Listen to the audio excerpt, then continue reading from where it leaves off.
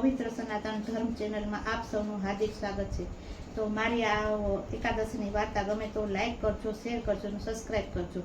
તો આજે હું જલઝરણી અગિયારસ કહીએ, જયંતિ પર્વતની અગિયારસ પણ કહી શકાય છે। તો આજે એની વાર્તા કરું છું, તો તમે બધા ધ્યાનથી સાંભળજો।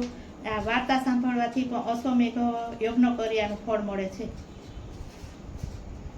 ધર્મરાજાએ યુધિષ્ઠિરને ભાદરવા સુદ શુક્લા એકાદશીનું નામ અને મહિમા અંગે પૂછતા શ્રી કૃષ્ણને કહે છે કે જણાવ્યું કે આ એકાદશીનું નામ જયંતિ એકાદશી પણ છે।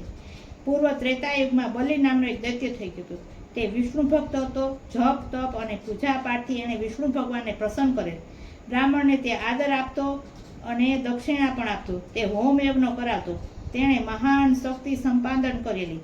તેણે ઇન્દ્ર રાજાને હરાવી ઇન્દ્રાસન પણ છીનવી લીધું હતું। તે બીજા દેવોને પણ ત્રાસ આપવા લાગી। આથી બધા દેવો એકત્ર થઈ ભગવાન વિષ્ણુ પાસે ગયા અને તેમને સ્તુતિ કરી અને વિનવણી કરી કે બલિ રાજાના ત્રાસમાંથી પ્રભુ અમને મુક્ત કરો કરવા વિનંતી કરી। આથી વિષ્ણુ ભગવાન વામન રૂપ લઈ બટુક બ્રાહ્મણનો વેશ ધારણ કરી બલિ રાજાને ઘરે ગયા। ત્યાં યજ્ઞ ચાલતો હતો। યજ્ઞ કરી બ્રાહ્મણોને દાન આપી રહ્યા હતા। ત્યાં આવીને ઊભા રહ્યા। બલિ રાજાએ તેમને દક્ષિણા માગતા કહ્યું। વચનથી બંધાયેલા બલિ રાજાને કપટથી છેતરી તેમની પાસેથી 3 પગલાં જમીન માગી। બલિ રાજા તે આપવા કબૂલ થયા। બીજે પળે તેમના પોતાના બટુક સ્વરૂપ વધાર્યું। એમના પ્રચંડ શરીરે પહેલે પગલે આખી પૃથ્વીનો સામ્રાજ્ય લઈ લીધું ને બીજે પગલે તો સ્વર્ગલોક લઈ લીધું। ત્રીજું પગલું ક્યાં મૂકવું તે માટે બલિ રાજાને પૂછવામાં આવ્યું। ત્યારે બલિ રાજાએ પોતાનું માથું નમાવી અને કહ્યું, પ્રભુ મારા ઉપર આ ત્રીજું પગલું ભરી લેવા કહ્યું। જેથી વિષ્ણુ ભગવાન તેના માથા પર પગ મૂકતા તેને પાતાળમાં ઉતારી દીધું। છતાં પોતાના તેગ તોડ્યા નહીં અને વચન પાલન કર્યું। બલિ રાજાની ભક્તિ અને સત્યપાલનથી ભગવાન વિષ્ણુ પ્રસન્ન થયા અને બલિ રાજાને વચન માગવા કહ્યું। ત્યારે વિષ્ણુ ભગવાન તેના દાસ તરીકે તેની પાસે રહે।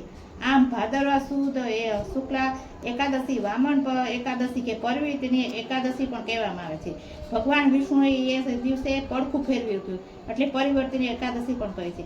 એક સ્વરૂપે પાતાળમાં બલિ રાજા પાસે રહે છે, જ્યારે બીજું સ્વરૂપે ક્ષીરસાગરમાં શેષ નાગની સયા ઉપર પોઢે છે।